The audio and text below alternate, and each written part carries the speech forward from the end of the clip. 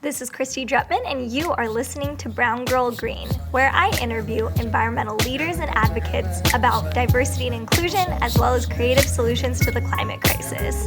I'm working to change the image of what it means to be an environmentalist in the 21st century. I'm recording this podcast on Ohlone land, otherwise known as the Bay Area. This is your daily reminder that we are all living on stolen land. For the first 16 minutes of this episode, I delve into some context about sustainable fashion for around 16 minutes. If you want to skip my spiel and go straight to the interview, you can skip to 16 minutes and 30 seconds. But if you want to stick around and learn more from me, stay here. And in the meantime, make sure you subscribe to the show.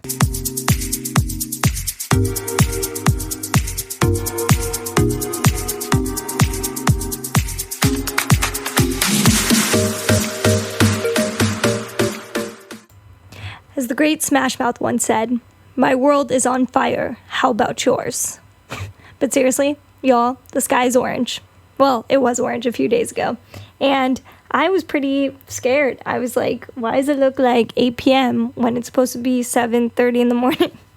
And honestly, as much as I'm exposed to this work all the time and I'm aware of climate projections, it's like another thing to really feel it and see it and experience it at a much worse rate than I've ever witnessed since I've been on God's green earth. And anyways, I have been reflecting a lot on just the immediacy of it all, that it just feels like, oh my gosh, we're in a pandemic, the wildfires, other places around the world are experiencing horrible typhoons and hurricanes and floods, and the list goes on and on. And anyways, I just want to say that I feel you and see all of y'all out there who are listening to this who may feel terrified right now. I mean, it's scary. And honestly, I just try to get through it through a little bit of some humor and some joy and just trying to figure out what solutions are out there to actually address this very ginormous issue on our hands. And in today's episode, we're going to be talking about one slice of the toxic chemical pie that is driving the climate crisis, and that is the fashion industry. Today, we are going to be talking about the concept of sustainable fashion. So for listeners who may not know, sustainable fashion is basically like fashion, but minus the exploited labor, tons of chemicals, and water or land pollution. Basically, the ugly stuff. Sustainable fashion, in theory, is supposed to be this new, hip, trendy, ethical way to create fashion that not only benefits the planet, but also benefits the labor that goes into the products that are made. And I didn't really know much about sustainable fashion until I got to college, but that was when people were saying like, oh, sustainable fashion, that's like going secondhand or vintage or whatever they were referring to, talking about being more eco-friendly by buying less things or buying used things. And I was like, oh, well, I know all about. Growing up in my household, my mom was super frugal. She was like, we're not going to spend a ton of money on brand new stuff. Here and there, she obviously loved to treat us and wanted us to look hella cute. But overall, it was mainly like, yeah, let's save money. Let's not overextend ourselves, overspend money on things that we don't need. And basically, I just grew accustomed to going to thrift stores before, Macklemore made it cool. And even more so, I was guilty, but felt no shame for it, for stealing all of my sister's secondhand clothes. So I would sneak into their closets, steal their clothing. They probably are going to hate me once they listen to this episode, but I really pride myself on it. I had hella cute outfits that I didn't really need to tell anyone where I got them from, and it was like having a brand new wardrobe. And then when my sisters actually did, legally, I guess you could say, give me their hand-me-downs, I was even more stoked because I was like, oh, I don't even have to sneak around. I just get free old clothes thrown at me. And honestly, it was shameless. When I was younger, I didn't view that as like a bad thing. It was like, oh, this is really cool, and it's an easy way for my mom to not have to spend more money. And I know it made my mom happy too. So when I was learning about sustainable fashion, that, a lot of these things around buying secondhand and vintage, etc., was like the in thing. It was like, oh, that's like what I was doing as a kid. But I remember that there was also like some shame, at least when I was younger, like before all the, before it became all trendy, like when I was growing up, it was very much about fast fashion. It was about buying nice things from Zara, Forever 21, H&M, dressing cute, showing off at school. And I remember just like not fitting in that way. Like, I think people could tell that I was wearing some hand-me-downs, and I did feel embarrassed and I did feel ashamed of it because I didn't feel like I was on top of my game when it came to how I was dressing. And I mean, yeah, I remember the iconic Lizzie McGuire episode where she was so worried about being accused of being an outfit repeater that she went out of her way to avoid her mom's bargain-based pants, which ended up being actually the pants that everyone complimented her on anyways, and she was hella cute. But besides the point, there's a big stigma in our society around buying secondhand, even though now there's definitely a huge upswing and more people are caring about, shopping ethically, creatively expressing themselves through secondhand or vintage clothing, which is awesome. But yeah, when I was younger, that was definitely not the case. And I think, even in my 20s now, like there's things like Fashion Nova and Boohoo and a lot of different companies, Topshop, a lot of different companies that are across the board where you just feel like, oh, I'm not on top of my aesthetic or my look. Like, this is supposed to be my prime. I'm in my mid-20s, and this is how I'm supposed to look. Fashion is a really core part of our culture. It's a really core part of human society and the ways in which we express ourselves, our identities, how we carry ourselves through the world. Like, I'm not going to negate fashion. As much as people are like, oh, it's so materialistic and whatever, it's like, well, there's also an art form to it. And it's also a really special and important way for people to relate to each other and relate to their own surroundings. So I don't view fashion as just this, like, let me just grab and buy this thing, wear it, look cute, and throw it away. But unfortunately, although there is, like, what I was saying, this, like, beautiful, artistic, like, passionate, connected feeling around fashion, the fast fashion world is kind of the antithesis of that. It's more like, okay, you can love this item for maybe 3 or 4 months or less than that, and then the trend is going to end, or that look is not going to be in style anymore, and you need to throw it out. And a lot of these stores that are in the mainstream that promote and sell fast fashion understand this and make clothing that is cheap, it's disposable, it's definitely something that, you're going to wear once or twice. And most of the time, most people are ending up throwing their clothing in landfills. Well, in the trash. It ends up in a landfill. And the thing is, though, that most people think that that's normal, or like don't give it a second thought. They're like, well, I need to wear clothing that makes me feel good, makes me feel stylish, and that means I need to buy more things. I need to cycle it out.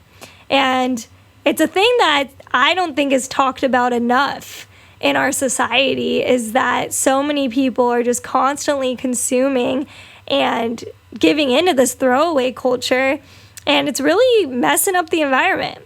And so I really wanted to focus this week's episode on sustainable fashion because it is this counter movement that's trying to challenge that. And just to throw some stats at you about why fast fashion sucks, and just like the UN Alliance on Sustainable Fashion, the fashion industry as a whole accounts for about 10% of global carbon emissions due to the energy used during its production, manufacturing, and transportation of millions of garments purchased each year. And within a lot of this clothing that's usually fast fashion, synthetic fibers such as polyester, acrylic, nylon, etc. are used in the majority of our clothes. And these materials are derived from fossil fuels, which makes production much more energy intensive than with natural fibers like hemp, for example. Additionally, the fashion industry produces 20% of global wastewater that is released downstream, mostly in countries located in the global south. So a lot of the clothing that is produced in countries in the global south, countries where workers are paid barely anything to make clothes that get shipped to the West, that are then consumed and thrown away, that end up in landfills all over the world, and typically are going to end up polluting those same communities that produce those clothes in the first place. Pretty messed up. And even worse than that, with like how much energy and toxic chemicals and materials go into the fashion that we consume and buy, companies like H&M can rack up billions of dollars in unsold clothes that will also most likely end up in landfills. These clothes are not made out of materials that will naturally decompose. So then you get a bunch of dead clothes leaking stinky chemicals out into the environment for hundreds and hundreds of years. So in addition to the harmful environmental impacts of the fashion industry, we also have to address the painful and dark reality of the exploited labor that also goes into these products. To keep margins as high as possible, brands outsource production to companies all over the world in search of cheap labor. This can lead to a very sketchy supply chain where workers' rights are at the bottom of the barrel for companies trying to hit their bottom line to make a profit.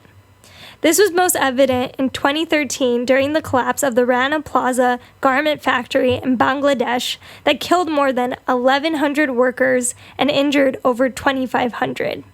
Out of the 29 brands like Walmart and Mango, which were identified as using products from these factories, only 9 of those companies attended meetings to agree on providing compensation for the victims. Just sit with that. Like, these companies know what they're doing to workers and still are not held accountable for the actions that are caused by their supply chains. And even more so, companies, even here in the US, don't even pay their workers a living wage. So the issue is so deep and so broad from both a labor standpoint to an environmental standpoint that the fashion industry has a lot of issues that need to be addressed. And so now we need to talk about sustainable fashion. So sustainable fashion is, in theory, supposed to be the opposite of that. It's like, let's be ethical in our supply chain. Let's be transparent. Let's talk about the materials that go into our pieces, eliminate toxic chemicals, and really think about the lifespan of a piece of clothing. I thought sustainable fashion is a really interesting movement because not only does it talk about buying secondhand, buying less items, like we can now with Secondhand September, but it also, scales up. Now we have like really bougie, sustainable fashion brands that are really trying to compete with these major fashion labels who are really trying to push the limit on the mainstream of what is possible in the fashion industry, which I think is really cool because we need people at all different levels, from the mom and pop shop up to, global retailers who are taking these issues to heart, that we can't afford to have a fashion industry that is constantly exploiting both labor and exploiting the earth. And so I really wanted to have this episode cover this topic because I find it really important. The millions of ads we're fed to consume and to look cute and to look like a snack and to live our best life. We have to think about the balance between how can we feel both good about ourselves, actually have a more healthy and meaningful relationship with the items we own and consume, and also care about the people and the cycles involved with creating said items. So my goal of this episode was really to try to start a conversation that can get you all thinking about, where do your clothes come from? What are they made of? Who made them? And what are some ways that they can be produced better? And what is your role as a consumer within that? And more so from an even broader level with the sustainable fashion movement, as great as it is, and although I really want to toot its horn, honk honk, at the end of the day, sustainable fashion still is pretty inaccessible to different body sizes, to different ethnicities, to people from low-income backgrounds who may not be able to afford a very sustainable luxury brand. There's a lot of gaps in accessibility around reaching this utopia of ethical and sustainable fashion. So I'm not here to be like, sustainable fashion is totally flawless and perfect. Like, no, it actually has a lot of issues itself. But at least in that space, there's more of a bridge where the companies that care about sustainable fashion at least already have a baseline to care about people, to care about the planet, to be pressed a bit more about social justice, racial justice issues, to actually address the accessibility around the work that they do. Because ironically right now, fast fashion is winning that game, at least in terms of making things accessible to people who may not be able to afford sustainable brands. And even some secondhand shops can be kind of expensive. So it's like you have to find this middle ground of like, okay, how do we just address our relationship with clothes by also considering people, like average everyday people on the ground who want to look cute, want to have access, but also want to do the right thing based on where they're putting their money. And so I am really excited to delve into the complexities of this and have you all think about that during this episode, because it is a complex matter. I mean, it's not going to shift overnight, but I think that the sustainable fashion movement, if there were more tweaks with diversity and inclusion and with addressing the inaccessibility, I mean, man, there's a lot we could do there. In this episode, I interview Samada, a British-born Ghanaian fashion designer, author, and journalist who is best known for her role as global campaign director and founder of Red Carpet Green Dress, a campaign that is pushing to showcase ethical fashion on the Oscars red carpet. She is also an award-winning women's wear designer whose work in the fields of fashion and sustainability have received coverage from BBC Radio 1 Extra, Essence, ITV's This Morning, E! Entertainment, Women's Wear Daily, Elle, InStyle, Essence, Refinery 29, and Red Magazine. Whew! I am so excited for you all to listen to this very insightful discussion where this brilliant woman just lays out all the important details around her journey as a Black entrepreneur in the sustainable fashion world and what steps you can take to address this issue inside and outside of your wardrobe. Take a listen.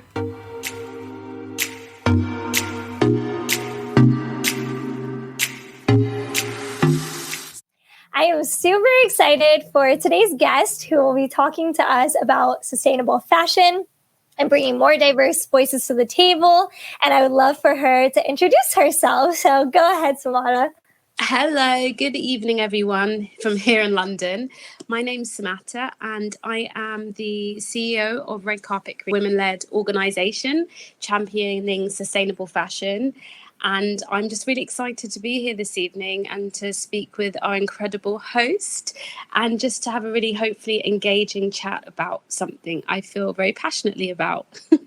Amazing. And just for background context, so for people who don't know anything about sustainable fashion, could you, in your own words, describe what sustainable fashion is? It's weird. We had an event earlier this year and we had Tyree and he said, you know, you've got to do what works for you. And it was just like, yes, you do. When it comes to sustainable fashion, I feel like pick your champion, you know, pick the thing that feels comfortable to you. That could be that you commit to saying, I'm going to buck the high street trends. I'm going to buck the whole like buying fast fashion brands on a regular basis. And I'm going to go research some independent brands, like independent local boutiques, independent local stores, independent companies that are doing things like literally on a smaller scale and are really, really investing in themselves. I'm going to choose to back some independent brands. Independent brands are a huge part of the sustainable fashion conversation.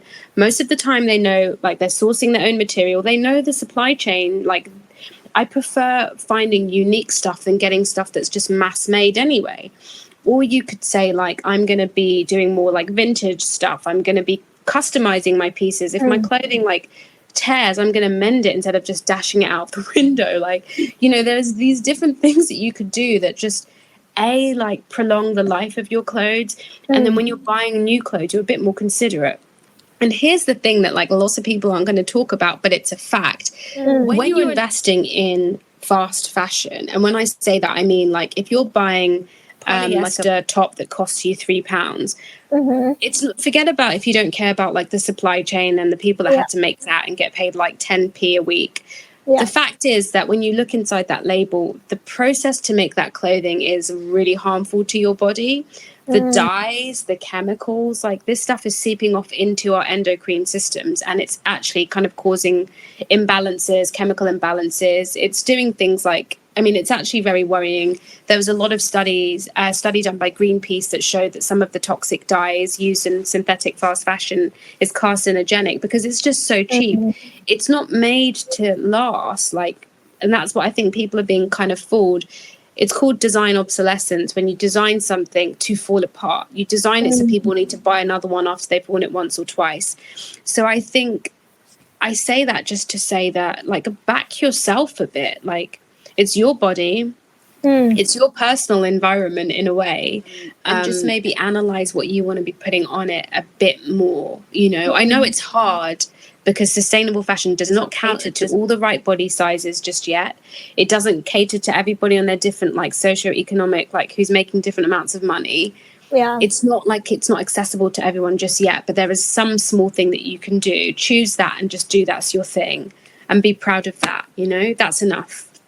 Yes, I love that. I think people get so overwhelmed that it's like, I can't intervene in the supply chain, so what am I going to even do? And it's like, well, it's just like you need to start with figuring out like what are your consumption patterns, like who are you putting your money into? Yes. How can you just like take better steps?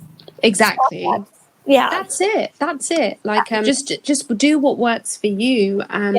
And just that's enough. Like we can't keep putting pressure on people to be these kind of superheroes, you know. It's just do what works for you. That's okay. That's okay. Yes. Oh, I love that. I'm still new to it. I kind of got introduced to it about a year ago. Like, I think I was looking at the hashtag sustainable fashion, and I found that you were featured on a panel. And I saw that all the panel were not people of color except for you. And I was like so drawn to your presence. And I was like, I need to just slide into her DMs. You don't hit her up, because that's like how Brown Girl Green works. I just slide into the DMs. I love it. I was like, and I just was like, would you be down to be on my show? And then you were like, I'm so down. And I was like, what? Then I was like, this is crazy. I loved hearing from you. Like I said, it's just when you've been operating in this space for so long, you've been like quite an isolated figure from the beginning, and you suddenly start discovering like these pockets of people that look like you and think like you and just have the same concerns that you have. It's just the most warming feeling, because you feel so alone at the beginning. So when you reached out to me, and I'm not sure which panel it was, but I was on another one. Which panel was it, by the way? It was, I think it was, I'm forgetting the name of it. Was it the Sustainable Fashion Forum? Sustainable Fashion Forum, yeah. But when you get to join these different discussions, you just start feeling like finally this sense of belonging that, you know, it's very hard to explain, but it feels really good. So yeah, I was straight on this. Yes. And I'm so excited for you all to get to know her more through this episode, because she's absolutely brilliant, and learning about her was like super inspiring. So I'm super excited for this. So sweet. I hope I don't let you guys down. Yeah, you definitely won't. So anyone, to kick it off, where do you see your work in sustainable fashion fit into the greater environmental movement? I mean, I love this question, because what drives me personally is what I want to create. When we talk about the environmental movement, I think about all the different factions in there. You've got people that are really moving to tackle environmental impact on land, on water. You've got people who are championing fair trade and workers. And, you know, there's so many different factions and sectors within this industry. And it can feel overwhelming to say, like, well, where do we fit in? Like, it's so big. But for me personally, first of all, I really want to be part of creating like a more equitable and fair industry.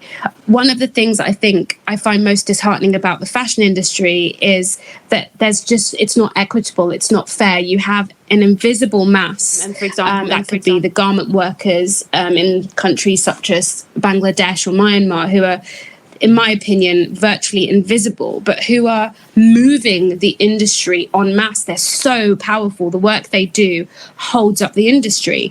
And so the fact that they don't often have a voice, or we don't often see them, I find that unfair. So part of what I want to do is be part of creating something that creates visibility for those invisible people.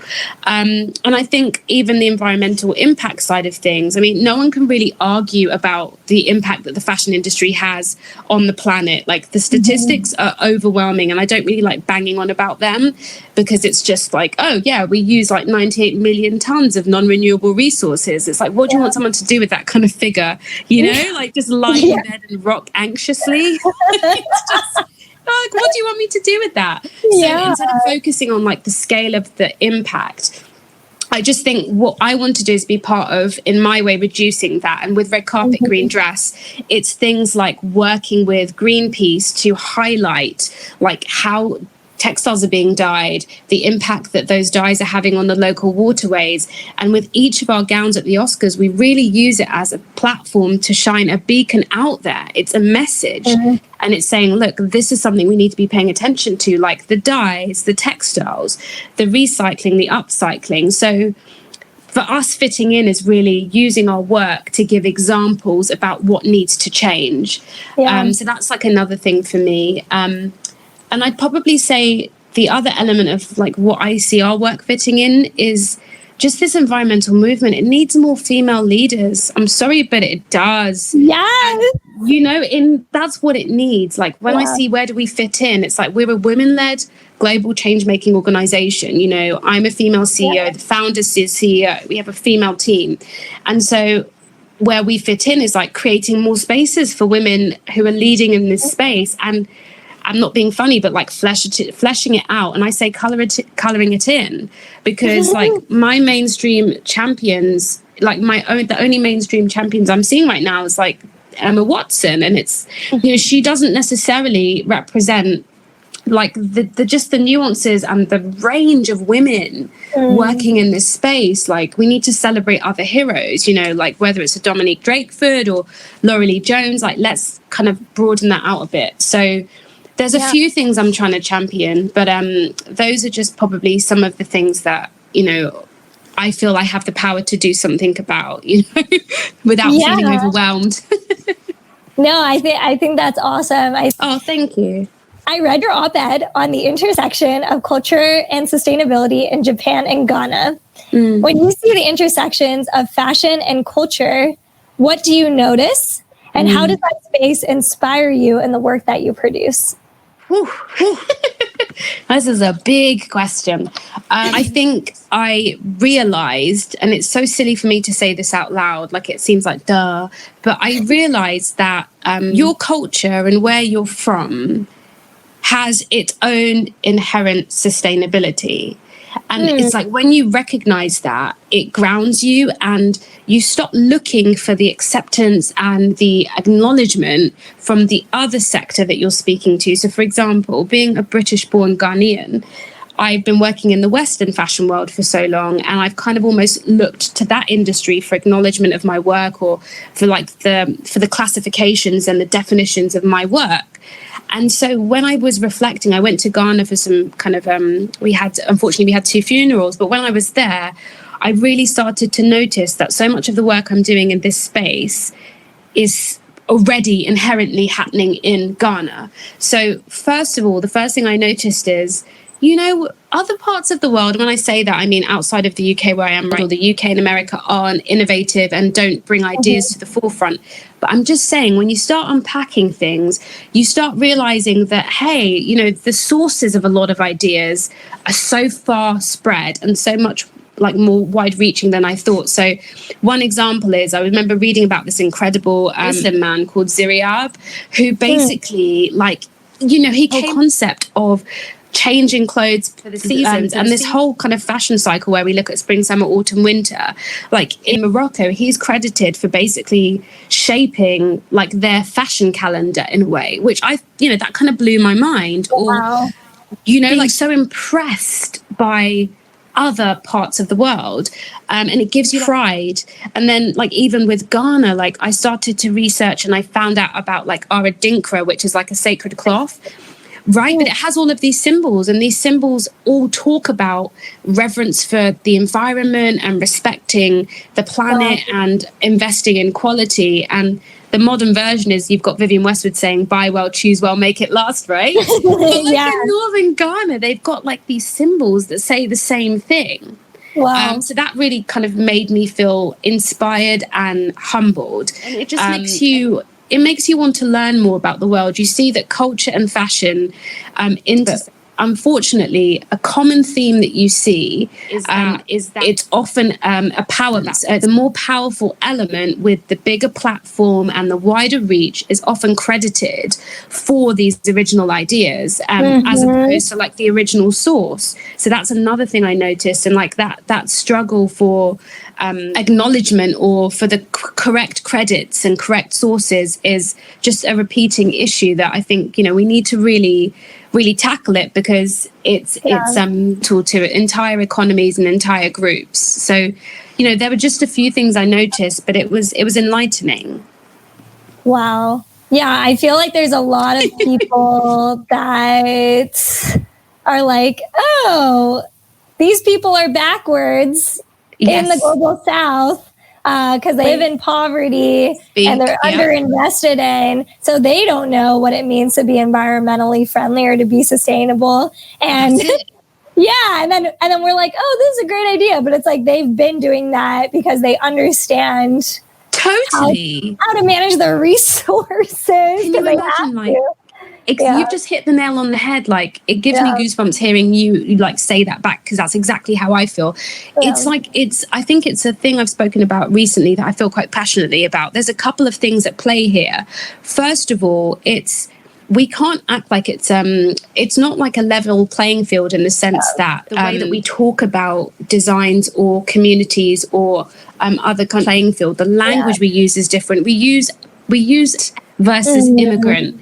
I have friends who are like, oh, I'm being an expat in Singapore. Oh, so you're being an immigrant, because you're using language that you feel position in a more superior, I would say, refined and polished position. You're saying expat and you're assigning immigrant to other groups of people because it creates like a distance between you and them, but you're both doing the same thing. You're going to another country, you're going to another place to try and better your life, to try and give yourself an opportunity that you can't otherwise maybe get where you're originally from.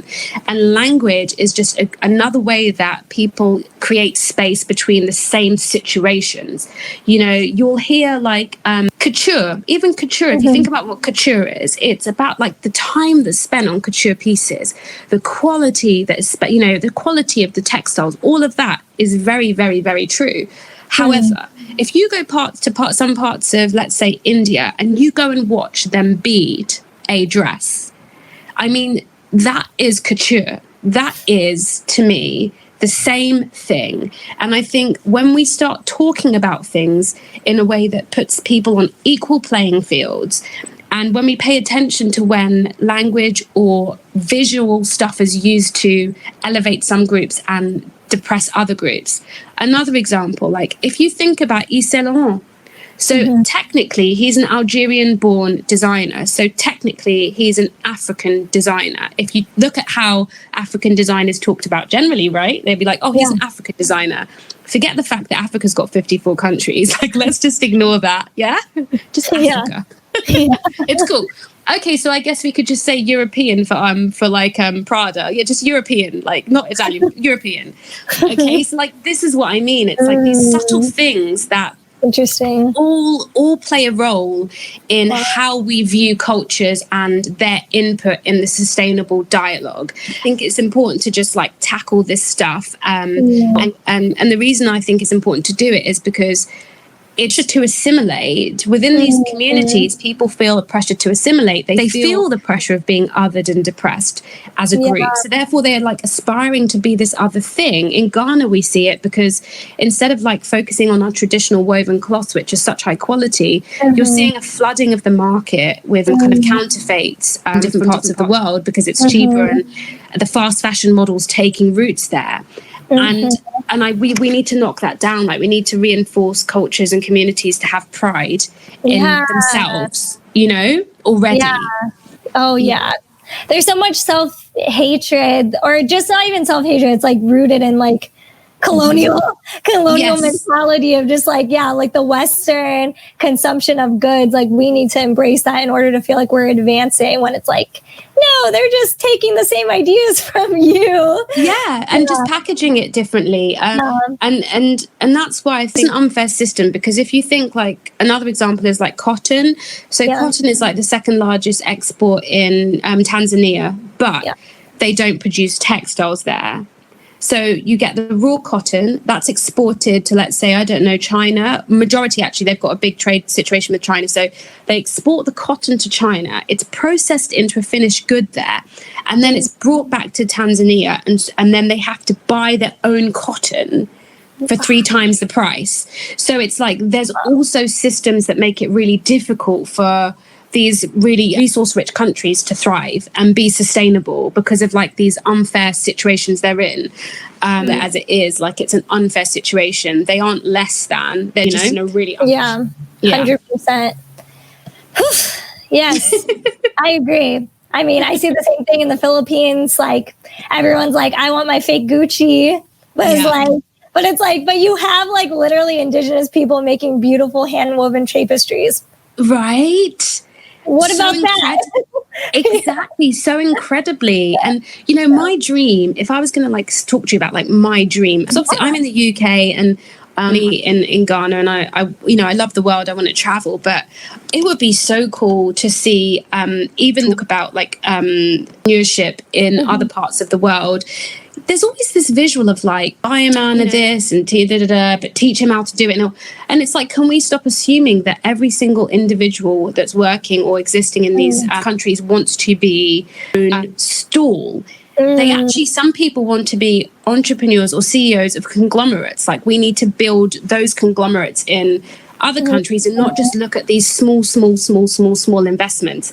We need to stop thinking micro. We need to think macro for other countries, because why can't we have our own equivalent of like a Topshop? Not a Topshop, because I'm not really into fast fashion myself, but I'm not knocking anyone who is. All I'm saying is, like, these big global brands, like, I'd love to see them emerging from other parts of the world. And to do that, they need macro finance. They need you to respect them and give them the big bucks, you know? Invest. But that's a whole other thing. A whole other thing, but that's like so brilliant. I love that. And this leads into my next question anyways, is that I noticed that you have a 3-part series on how to tie a head wrap among your other amazing tutorials.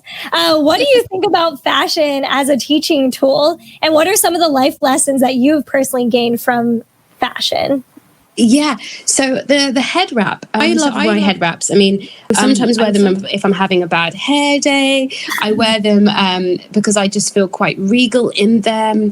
You know, in Ghana, like the big head wraps are a sign of celebration, and just like, you know, the bigger the head wrap, the closer to God. You know, like it's a big deal. You know, so a few people kept asking me about them, and just as fun, I was like, let me just do a couple of tutorials, and they kind of just fell to the wayside. But I'm hoping to do some more of those because I enjoyed it. But for me, fashion is a teaching tool.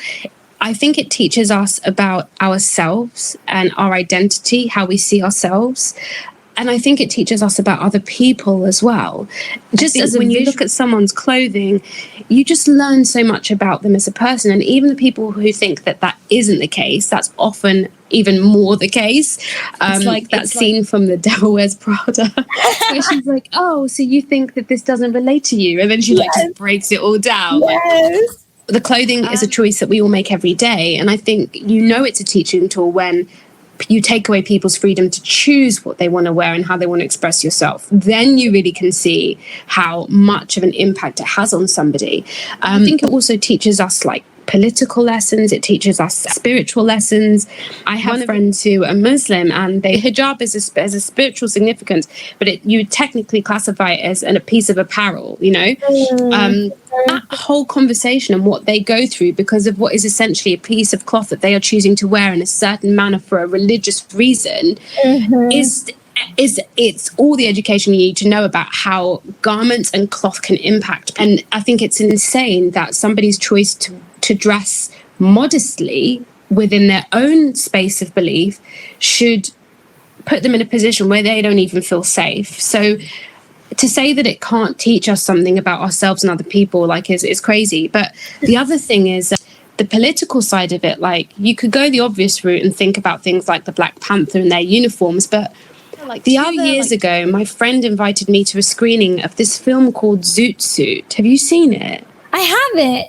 Oh my gosh. Tell me more. I need to know. Okay, so Zoot is spelled like Zoot. Okay. And basically, I was just like completely blown away. I didn't realize that throughout history, there's always been some sort of hoodie. So like, you know, in the States right now, it's the hood, and it's like, if you're wearing, like, it's just this ridiculous symbol of whatever. Yeah. But like in the 40s, you had like Latin Americans that would wear the zoot suit, and it was kind of like high-waisted, wide-legged, and then tight-cuffed at the bottom, like pegged trousers. If you think about like Malcolm X, he wore them. You know, like quite wide shoulders, draped in. It was a really striking silhouette, like wide lapels and shoulders. But this entire community, Latin American, so African, Italian, Filipino, they were basically criminalized for wearing this suit and frequently attacked. And at one point, you even had like an LA city councilman who basically said that the zoot suit is the new symbol of hooliganism. And this is just clothing, right? So just the fact that clothing can be a political thing that aggravates people so much, you can learn a lot from clothing. So I could really like deep dive, but I just think it teach us so much about identity and all kinds of things. Do you feel like you have always been passionate about fashion, or like what were some of the lessons that really like pulled you in and made you want to go deeper into the field? I think for me, fashion is really about carving my own unique identity. You know, I think I just grew up wanting to be able to, I wouldn't say stand out, but just be a bit different, you know, and I would just take clothing and customize it and just do something different to it. It was just this desire to feel like I was expressing myself differently. I know I've used the word different so many times, but it's just how I feel. No, I love it. I love it. Oh, wait, shall I say it again? Different. So that was like the beginning thing. But then I got pulled into the industry and sustainability just because, I mean, ultimately I had a clothing label. It was so difficult, but I did it. Wow. I had a situation where I kind of had a fire and I lost all of my stuff. And so I stopped designing, and I just thought, well, if that's not a sign that I shouldn't be doing this, what is? And then at the end of the whole year, so I'd spent a whole year not designing. And at the end of the year, I just had been given a sketchbook for Christmas by my mum. And I just thought, oh, I haven't designed for like a year. I'm going to just draw a dress. So I drew one dress in the sketchbook. And then 2 days later, I went onto Vogue and I saw this question, and it said, can you design a dress for the red carpet with a sustainable twist? And I'm like, it's seriously like, I literally like tore that one page of the book out, because if you've ever had like a fire or something, it's like you lose so much stuff that, you know, I literally for that whole year, I just was so down. I lost so much weight. I just didn't even know. I thought it was some bad sign. I'm not supposed to be doing this, right? So anyway, I took this sketch and I took a picture of it. I scanned it. I uploaded it. And it was an entry fee, and I paid the fee, and I literally entered at like 23:59, like 1 minute to midnight before it closed.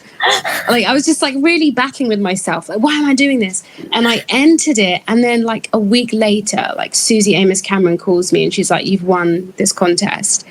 And I'm telling you, and I had like 11 days to make the dress, learn about sustainable fashion, because trust me, I just entered the sketch and I was like, yeah, I'm going to make it with this fabric that's sustainable. I didn't really no.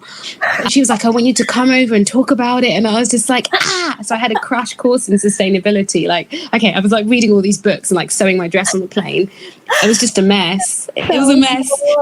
But that's like, and then I just got pulled into sustainability. And before you knew it, I was just so into it. I was so into it. I was like, this is my space. Like, it's fashion with soul, you know? Yeah. So yeah, that's how it started. That is such a cool story. I love that a lot. Wow. That is the hustle. That is a hustle with a honestly sign from the universe with a dash of like, I'm just going to like say, screw it. I'm going to believe in myself. That's what we like. We like this stuff. And my next question is, on the Red Carpet Green Dress website, I also found that you all said, we believe that diversity should be the standard, not the exception. Yeah. Which snaps to that. I love that so much. What's the value that you find in diversity and working with a diverse group of people? Yeah, so I think that's a really, really good question. But I guess I always just get so heartbroken that it's something we still have to talk about, you know, because when you walk out, like not right now, no one's walking out on the street, right? But when we're allowed to go out again and you walk down the street, like, what do the people look like? You know, like, depending on where you live, obviously, but where I am in Los Angeles normally and in London, if I walk down the street, I see people from all different, like from all parts of the world, all different body shapes, heights, everything. And I think it's the weirdest thing in the world that you will walk through the real world on your way to work. And then you will go into work and you're in this space that's like a twilight zone and everybody looks the same. Don't you think that's the oddest thing? Like, it's so odd. You walk past people that represent the world you live in on the way to work. And then you get into work and it's like carbon copies. So for me, the value is, I want to work in a world or work in a space that reflects the world I live in. And the value of that is that it's real. And the value of that is that you, first of all, don't find yourself in silly places where you're putting out graphics that say coolest monkey in the jungle, because you're clued up enough to like have representation in the room and someone to say, that's crazy, don't do it. But then on the other side, it means that you just have this richness of ideas, inspiration, all of it, because you have a diverse range of people talking to you. So I think the value is a richness and a reality that means that the work you do is more authentic, speaks to more people, is inclusive. And I think it just means it's never going to get boring, you know? Yes. It's never going to get boring. So yeah, I think that's probably the best answer to that one. Yeah, I think that we need diverse groups of people, especially doing work like this, because if you're going to be able to create fashion, which is consistently evolving and trends are evolving, and you want to like stay fresh, you need to have a diverse set of eyes to be able to keep up with like how reality in the world is changing, and you need to like have that match up. So yeah. Exactly. So that's why. Oh, I love that. And yeah, my biggest question, because I mean, obviously the show is called Brown Girl Green, and whenever I meet someone else who is another brown girl green, I get very excited. And and for me, I think why I like to invite, you know, diverse leaders, especially, you know, women of color like yourself onto the show, is because I like to learn about your path and how you're able to get past things like imposter syndrome, get past like society's expectations, all of these things. And I wanted to ask you, how have you asserted yourself as a Black woman in the fashion world and having your own business? I want to know your successes, your struggles, your like motto that drives you. Like, I would love any advice you could toss out. Yeah, it's like it's hard. It's not the worst in terms of, I'm not in a role where I'm risking my life, you know. So I understand that in a way it's hard, but it's a it's a privileged hard, if that makes sense. Yes. Oh, 100%, yeah. Yeah, but at the same time, it's hard because on one side, I'm painfully aware that I am a rarity in the rooms that I'm in. You know, I'm going into really incredible rooms and representing my company, my race at times, and all of these things. And I feel a lot of pressure to do a good job in all of these different roles.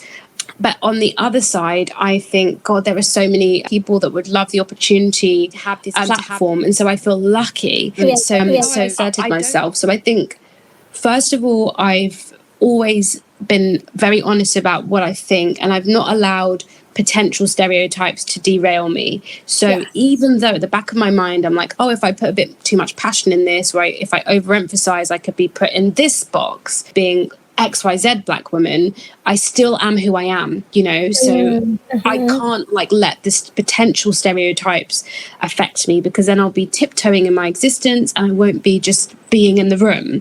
And I know that speaks to people, because I know so many women of color who are just like, oh, if I really go in on this and I'm going to be put in this box. But you know what, if you believe in it, and if you believe that what you're saying is accurate, then just go in on it, because nobody else in that room is, and I can't speak for anyone else in that room, but I doubt that the other people in that room are like, oh, if I do this, you know, they're not monitoring themselves in the same way that you are. And it's unfair. So just, if you need to let it rip, then let it rip, you know, and don't worry about the repercussions in terms of being stereotyped, because you'll beat yourself up more for not being who you are. And you know it's a stereotype, so it's not even real. So there's that side of it. And then I think another way that I've asserted myself is I've actually said, like, and there have been situations where I've said, like, I really am best placed to talk about this, you know, and that's that. And it's not that your opinion isn't valuable. It's just that you're asking, well, how might a woman of color do this? And then I'm the woman of color in the room, but you aren't letting me speak. Like, how does that compute? So then I have to be like, I feel like I'm best placed. So you have to put yourself out there and say, like, I have the insight, I have the experience in this space. I need to have my voice heard. And then I think it's also like when I'm in certain rooms and I see maybe another person of color, I give them the mic. You know, so it's like, I need to hear you speak too, because I very much doubt that you're speaking as much as you would like to. So I don't know, there's a number of different ways that you try and do it. And I think at the back of every brown person's mind is that whole thing. You have to work twice as hard to be considered as half as good. You know, and it's like this thing that you just grow up with in your head, and it's kind of sad, but it's true. It's like I find myself feeling like I have to go so far beyond like performance just to be seen, you know, because if I make a tiny mistake, I'll be penalized twice as hard too. So it's just the work ethic. It's just like you have to put so much more in, I feel sometimes. And, you know, and it's tiring, but at the same time, it's like I strive for excellence, so I'm okay with that. I have not heard so many words that resonate with me as I did right now in the past 5 minutes. So. Oh my gosh, that means a lot to me. Yeah, like that's hard, man. It's hard. And I think it's one of those things where it's like, well, we're here and we're given the opportunity to be here and to be able to do these things. And we're making it easier for future people to be able to access this path so they don't have to do as much. So it's like that. Yeah. I like the term future ancestor. Like you're a future ancestor, like you're leaving your path as you go. So I've never heard that before. Yeah. Yeah. And I feel like you're definitely a future ancestor for the sustainable fashion world. I love that. So are you striving for? Yeah. So I really appreciate that advice. I loved that. And I mean, we kind of already touched on this, and obviously we've already described this, but it's important that we're creating space for Black, Indigenous, people of color in the sustainable fashion world. But I want to know, like, how do you think there are some opportunities that we can create more of those spaces for people? I think that's a really good question. And I think maybe it's about looking at the roles of the people we're trying to create those spaces for. So, for example, for me, it's about not just focusing on creating spaces for designers, but it's also like thinking, what other Black Indigenous people of colour, like what other roles are there where we are heavily occupying this space and we are not visible? So on one side, yes, it's using the platforms that we have. Like what you're doing, interviewing me, is incredible. Like I'm grateful because you're giving me a platform, you know, you're opening your space up to me. And with my work, what I'm trying to do is like when we choose talent, for example, like I'm very, very much about kind of the best talent for the year, but we have more than one space. So it's like we've got the possibility to represent more than one demographic here. So, you know, I was so happy when we had like Lakeith Stanfield, and it was the year that he was in Get Out, and it was just so amazing.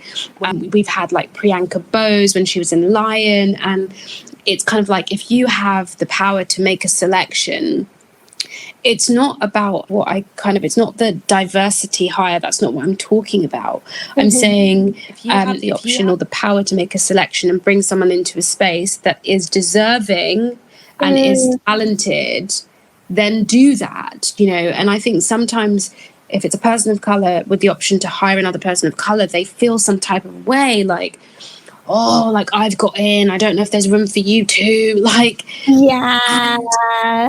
And it's like, yes, there's room. Yes, there's room. So definitely bring more people in. But the other thing is what I was saying about the roles. So I look critically at this. So yes, the designers, that's one side of it. But the garment workers, like, this is mad to me that like literally the majority of garment workers globally are women. And if you look at like even in Bangladesh, like of the 3 million people employed in the garment industry, 85% are women. So we're talking about like 85% of these are women of colour. So when you say how can we create space for them, it's giving them visibility, it's giving them a voice, like it's not talking over them. Mm-hmm. You know, when you have these, I hate when you have these initiatives where it says, oh, we're doing this to help this group of people. And first of all, they're your allies, okay? So just relax, you're not saving them. But second of all, they never speak. They never speak.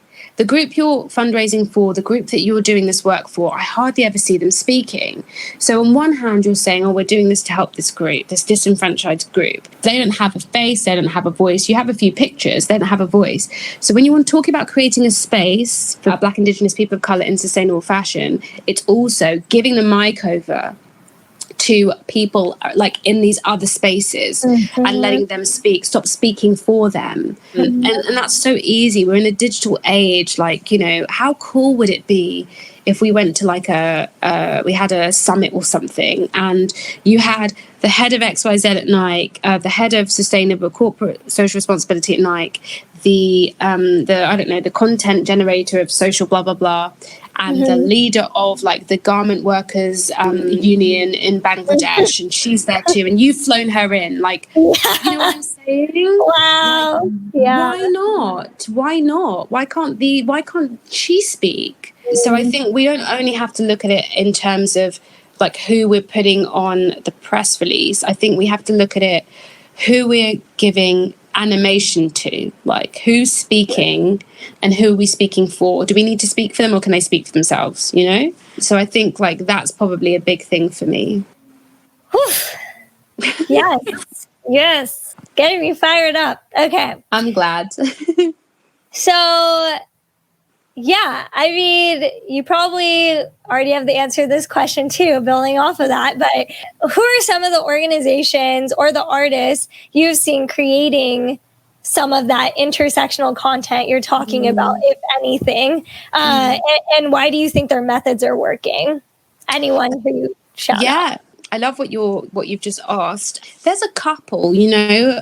I think one of the people that to me I've always that's really popped up, I've paid attention to, is Dominique Drakeford. And I think that there's a real like genuine authenticity to what she's doing, and it's impossible to ignore. And she's doing it in a non-token way. It's like it's smart, it's relevant, she's pulling in the right people. And so she's a big one for me. I think she's not an artist in the sense of, but she's kind of an individual that I think is incredible. And then I love what Abrima and Rosario are doing with Studio 189, because I think they are they're straddling the line, they're kind of made in Ghana predominantly, but then they're working across with the States. They've done initiatives with like Lexus, Nike, Fendi. So you see like an essentially like a Ghanaian brand elevated and being positioned in partnership with like these other organizations, which helps you perceive it in a different way, which needs to happen. These kind of collaborations need to happen, but it needs to be like mutually respectful, and they're doing that. So it's never in the language of like, oh, we're helping these, help them weave these baskets. It's like, no, this is like this is a business, this is a business, and we are collaborating on a business. Like, it's fantastic. So I like the way that they do that. I think it's super cool. And then they take the language, what we said earlier, like they talk about like natural dyes and stuff, which is something that's been happening in the continent for centuries. This is not new. It's just the sustainable fashion movement's using it like more, but they talk about that stuff that they're doing, and we've been doing it. That's a good one. And I think, there's one other one. I love the Sustainable Fashion Forum, but I also love, they're just like kicking it. I just think, couldn't believe it when I discovered them. I was just like, I didn't know you existed. Yay. It was like a slow motion run, Yeah. No, they're excellent. Excellent. Wow. And then Soko Kenya are a good one, because they're manufacturing for like the big platforms. Like they're doing ASOS Africa, and they're a B Corp, so they're like killing it with that whole criteria thing. So yeah, those are some really good ones. Wow, those are good. Those are excellent. And yeah, I mean, I think that we need this to just be like a directory. Like people need to just start like flooding in the resources. Yes. Sharing toolkits. I mean, there's a bunch of places that are like, how do you do more sustainable fashion practices? Like there's a bunch of these things emerging, but I definitely think it needs to continue to leak into the mainstream for sure. Yes. To continue to adapt. So yeah. That's definitely. 100%.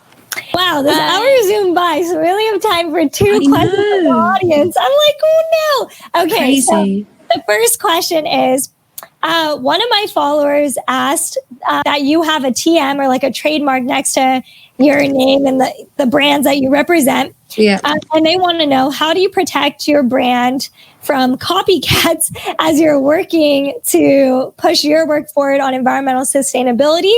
And what recommendations do you have for founders who want to protect their brands as they scale and grow in the sustainable or social impact space? Yeah, this is a really good question, because I spent a lot of time not putting stuff out there because I was worried about getting ripped off. When I was a designer, for example, I was just holding back designs because I was like, it's too easy to copy, I just thought there's not the right amount of regulation right now to really, I feel like, to protect designers, for example. Like all you need to do is make a few changes, a few tweaks, and you can basically get away with copying or plagiarizing people. What I really rely on now is like the power and the beauty of the internet and social, because like people are getting called out when they're doing this, and I think that's important. So yes, I've got a trademark for like the tribe and for Samata, and I put my content out there, and if I see things that are kind of quoted by me or that's my work, I'll comment and I'll say, oh, can you please credit me, or can you please kind of credit the source? And I've had that happen to me too, where maybe I share a quote and I didn't know who it was from, and then I've had the person contact me and say, do you mind just crediting me for my intellectual property? And I was like, okay, yes, like I do not mind.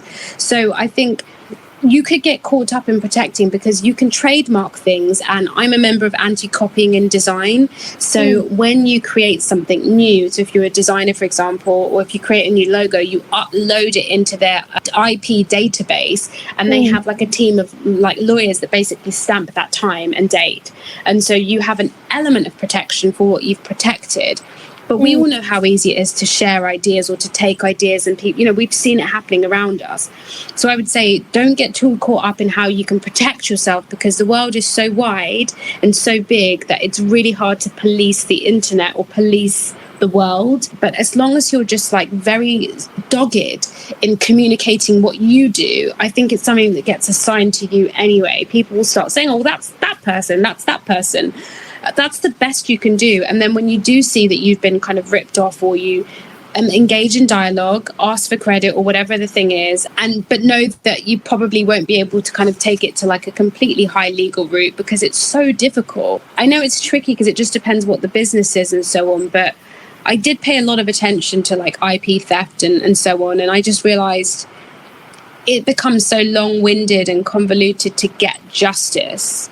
You know, you almost have to have like, it's very deep pockets. And so do the best you can to protect yourself, and then just power ahead, you know, focus on getting your stuff out there. I know it might not be what you want to hear, but like there's very little we can do to protect ourselves sometimes, you know. It's just really hard. Yeah. Really, really hard. Yeah. Well, thank you for answering that, and I hope my follower will be listening to this. Tell them to check out Anti-Copying in Design, because it really, really did help me. And then I always kind of just follow on, I think it's the Business of Fashion. When I kind of search, they've got quite a few great articles about like IP and protecting your brand and stuff. So I kind of just try and keep up to date with that as well. Cool. Amazing. And I guess our last question, since we only have time for this, it's going too fast. Do you have a list of like those resources, like the people that you shouted out? For the people listening, I will be releasing show notes. So all the things that were covered in this interview, all the resources and everything she shared, I will be putting in the show notes. But I'm just wondering from you, do you have any recommendations on websites or people that they should check out to like start learning about sustainable fashion or BIPOC sustainable fashion people? Yeah. Yes. I mean, like, so I think I love that. I think I mentioned Dominique Drakeford, and they have Sustainable Brooklyn, I think it is. So there's some incredible thought pieces on there, which are just really, really good for keeping up to date on kind of just different areas of interest and so on. And then, I mean, I'm subscribed to quite a few different, I get kind of alerts for the topic, you know, so I have eco fashion Google alerts, literally, and I'm just kind of constantly, but like I love the Good Trade. I love Laura Lee Jones's platform as well. God, it's going to annoy me if I can't remember it quickly. The Front Lash, it's called The Front Lash. Yeah, that's a great one. A good platform for like a really great inclusive coverage of sustainable fashion topics. So, I mean, I'm following so many. So maybe we can share it after. I'll put a list together. Yeah. And we can share them, because I've got so many. Yes, that would be so great. Yes, please share that list. And yeah, I will. Yeah, you all can definitely follow Samantha on Instagram. We will share out her social. Yeah, sorry. Also check out Fashion Revolution, obviously. Yes, Fashion Revolution, obviously. Yeah. Sustainable Fashion Forum. Yes. They talk about who made my clothes, what's in my clothes. And when, just for like very quickly, right before we end, if there's one key lesson you would want someone who doesn't know much about sustainable fashion but wants to learn something, like walking away from this episode, what do you think their first step should be to getting involved? Just pick up a book. So like I read Eco Fashion by Sass Brown on the plane when I was flying to LA, trying to desperately learn. Yes. So I think on my website, I actually had a book of like the top 10 books to read if you're interested. Because I think reading a book is like, saves all the distractions, like a podcast or a book. Those are the two things to do this podcast. But Eco Fashion by Sass Brown was like the perfect introduction for me. It was so digestible, like it was not overwhelming. So I love that. Amazing. Yeah. Perfect. And okay. I want to just thank you so much for joining the show. And I just wanted to say that I think people who are going to listen to this in the future are going to gain a lot of lessons from everything you shared. And I think just the wisdom that you have about combining culture and fashion and sustainability is just really innovative. And I'm really happy that you are taking up the space necessary to change that conversation. So I'm super appreciative of that. Oh, thank you. That's really kind. Thank you for creating this space. Like it's important for us. So I really appreciate it. Yes, thank you so much.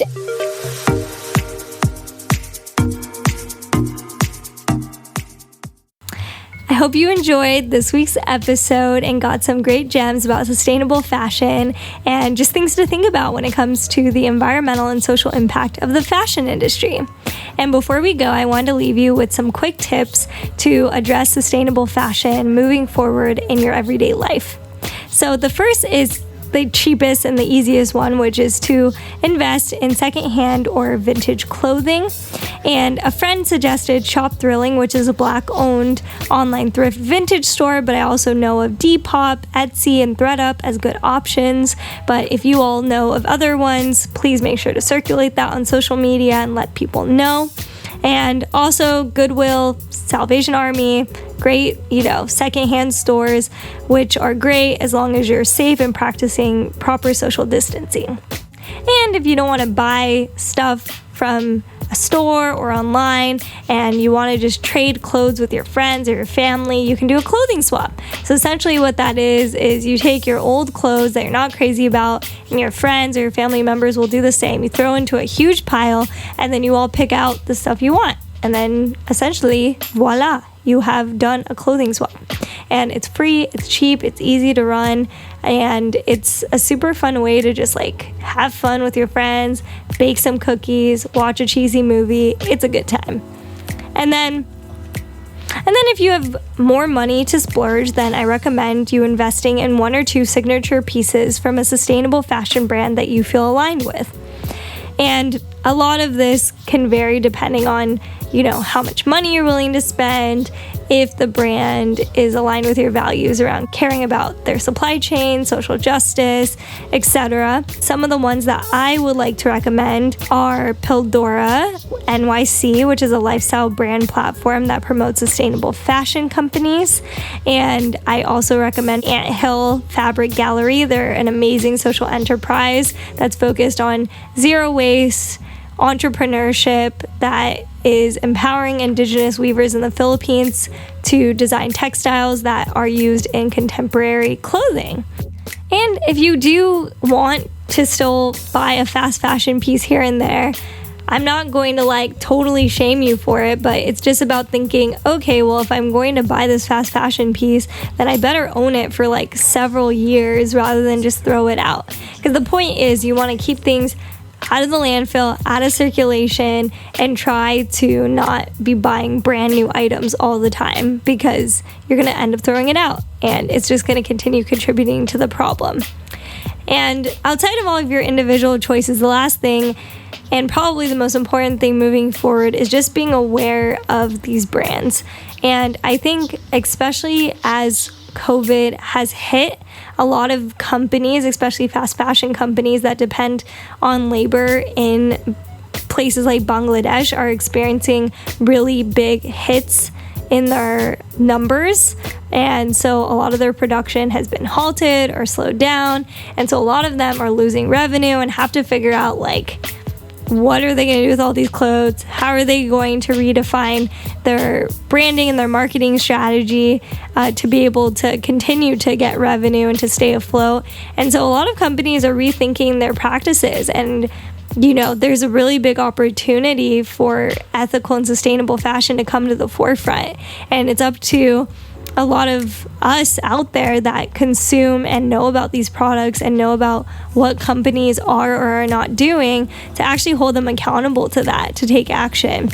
And so I really recommend checking out Fashion Revolution and some of the other resources I list in the show notes to figure out ways that you can, tag or send a letter or email a lot of these companies, brands that you really care about, and actually learn about what are their practices around sustainability, around labor rights, and actually ask them about that. And the more that we're able to demand that companies are doing the right thing for both people and the planet, and that there's a driving demand for that, and that is and should be the status quo of how we're producing and consuming our clothing and fashion, I think that things could really dramatically shift. So I think as much as it's important to, of course, shop more ethically, shop more sustainably, it's even more important to address the larger systemic issues related to companies lacking the accountability and the transparency to consumers. And hopefully with COVID and a lot of the transition of the market, we can continue to generate a conversation that puts sustainable fashion on the map. So I hope that you all check out the sustainable development goals related to sustainable fashion, check out some of the resources that were mentioned in this episode, and connect with those initiatives. And I hope that this continues to be a conversation you are able to continue with your friends and family. So keep dressing cute, keep the planet in mind, and keep listening to Brown Girl Green. Catch you on the next episode.